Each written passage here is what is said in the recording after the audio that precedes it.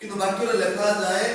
जदि आमे माने अपना अपना शरीर को सजीव पवित्र एवं ईश्वर को सुग्राह्य बलि रूपे उत्सर्ग करू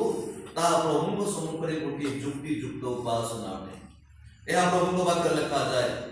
ता समर्पण गोटे युक्ति युक्त उपासना सेति पय हमने समर्पण सहित हमने ताको बढ़िबा प्रभु हमन आशीर्वाद करिवे प्रभु हमन अनुग्रह करिवे। आ अल्प समय भितर मु वाक्य को शेष करी वार्ता 47 वार्ता 50 हेलानी जोहन लिखित मंगल सुसमाचार नूतन नियम रे हमने जेतले 4 गॉस्पेल को हमने देखु चारोटी सुसमाचार को देखु माथ्यू प्रभु यीशु ख्रीष्टन को जने राजा भाव उपस्थापन करूचंती। मार्क प्रभु यीशु ख्रीष्टन को से जने दास गोटे कमांडमेंट गोटे साधारण मनुष्य भाव रे यीशु ख्रीष्टन को उपस्थापन करूचंती। आ लुक से प्रभु यीशु ख्रीष्टन को जने त्राणकर्ता भाव उपस्थापन करूचंती। वेराज जो समय जहन प्रभु यीशु ख्रीष्टन को जने ईश्वर भाव रे उपस्थापन करूचंती। तेणु ए चारोटी सुसमाचार को जेते हमरे देखिबा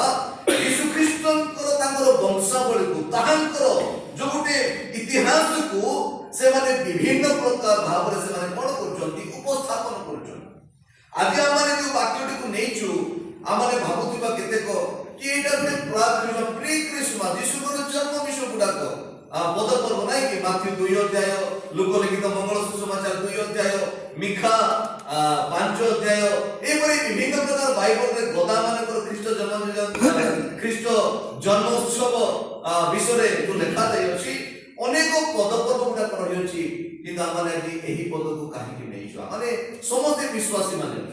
समस्त माने प्रभु को लोक माने छु ध्यान देबे सही 1 अध्याय 14 पद को देखो त माने पढिबा आउ सही वाक्य देहवंत हेले पुणी अनुग्रह सत्य रे परिपूर्ण होई आम